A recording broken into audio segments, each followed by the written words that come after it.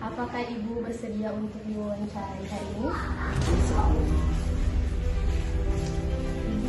Ibu sejak kapan Ibu menjalani profesi sebagai guru?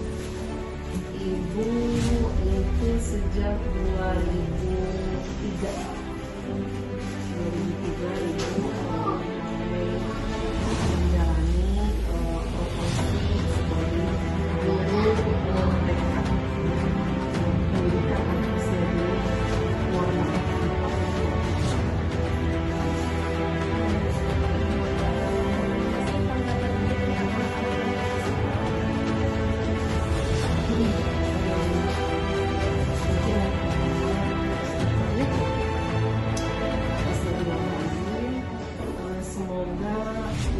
Mendoakan ya, semoga baik di jenjang pendidikan anak usia dini, SD, SMP, SMA dan perguruan tinggi kayak cantik ya, jangan sampai terjadi putus sekolah. Karena karena pendidikan itu akan mengubah sesuai dengan ayat suci Al-Quran bahwa suatu kaum itu Allah tidak akan mengubah keadaan suatu kaum selain kaum itu sendiri yang mengubah. Kalau misalnya dari yang SD, SMP, SMA itu sekolah, nah negeri ini akan menjadi apa ya? Nanti pemimpin kita itu Indonesia itu akan dibawa kemana ya? Jadi kita kalau hal itu terjadi, mungkin Ibu salah satu orang yang paling sedih ya, karena pendidikan itu bisa mengubah segala. Anak-anak Indonesia ini tidak putus sekolah atau mereka selalu menunjukkan ke jenjang berikutnya. Insya Allah kan tahu itu dalam Al-Quran akan menjamin dunia akhiratnya. Hablum minanas, hablum minallah. Jadi kalau kita akan menempuh hablum minanas, hablum minallahnya dulu yang kita kejar. Salah satunya amalan baiknya bersekolah. Jadi ingat, bukan putus sekolahnya, tapi bersekolahlah terus ya. Kan dalam Al-Quran juga kejarlah ilmu itu sekalian ya. Untuk apa? Untuk bekal dunia akhirat. Nih fondasi dasarnya nih. Ya kan fondasi dasarnya anak-anak itu usia TK itu kan 4 sampai 5 tahun, 6 tahun. Nah misalnya ternyata masih banyak nih anak-anak usia dini yang pada di rumah nih, sayang itu ya. Jadi lebih baik usia emas itu 4 sampai 6 tahun itu berada di sekolah jenjang pendidikannya, baik itu formal, non formal boleh, baik itu di kelompok bermain ataupun di TK sama. Yang terpenting anak usia dini berada di layanan PAUD, baik formal maupun non formal. Kenapa?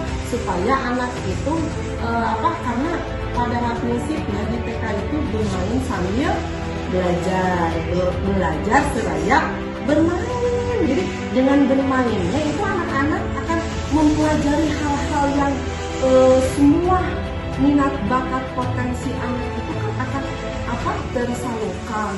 Bagaimana sosial emosionalnya dengan teman-temannya. Nah itu akan membentuk karakter anak yang nantinya untuk fondasi dasar ini untuk ke fondasi A, B dan selanjutnya, supaya anak itu siap secara mental, sosial, emosional, bukan hanya kemampuan intelijennya saja. Nah seperti itu ya.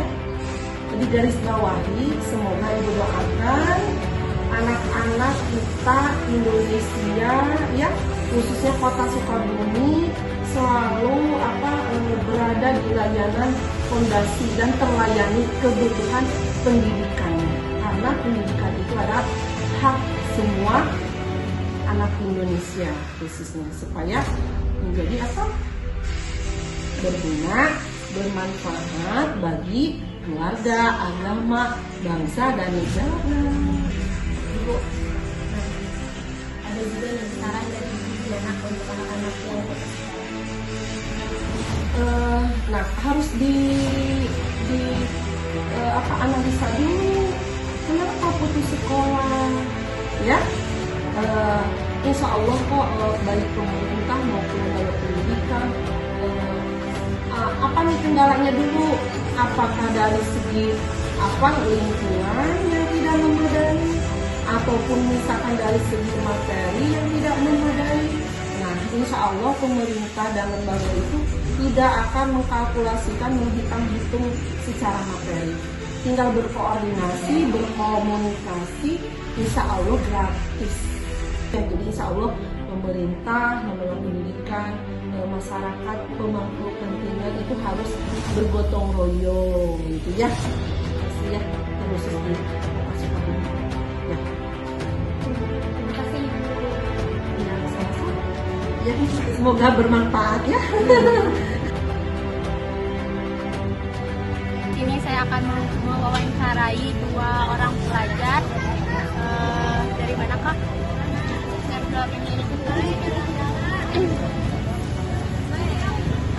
Kakak boleh perkenalkan namanya siapa? Ini Siti Aisyah. Kakak ini sebagai seorang pelajar, bagaimana tanggapan kakak tentang anak yang putus sekolah?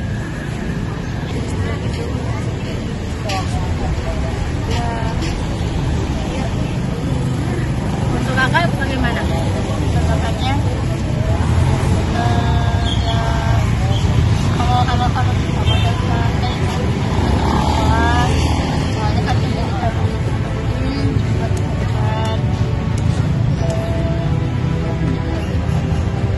Mungkin ada saran atau pesan bagi anak-anak yang di luar sana yang putus sekolah.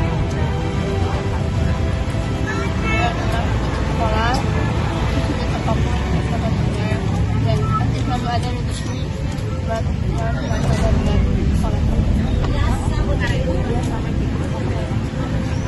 terima kasih ya Kak. Kami dari kelompok 3 melaporkan dari Masjid Agung Pasar Sukabumi untuk liputan hari ini. Di sini saya akan mewawancarai Bapak dari Bapak siapa? Bapak Teguh.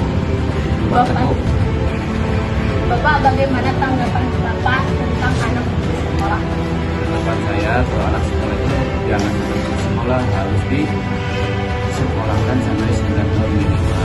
Karena pendidikan itu penting untuk anak-anak, karena untuk menunjang masalah pekerjaan yang kalau dia hilang terus putus sekolah, masa depannya bagaimana? Mau kuliah pun susah, ya. Cari kerja susah. Makanya pendidikan harus penting. Selain pendidikan kan dia dapat ilmu. Setelah dapat ilmu, makanya dia akan mendapatkan pekerjaan yang layak. Itu karena menunjangnya pendidikan. Bapak ada saran nggak buat anak-anak yang putus sekolah di luar negeri? Sarannya ya orang tua yang ini harus diusahakan untuk mementingkan anaknya di sekolah. Jangan sampai putus saja. Terima kasih Bapak atas waktunya. Nah, cukup sekian wawancara kami dengan Bapak Teguh. Wassalamualaikum warahmatullahi wabarakatuh.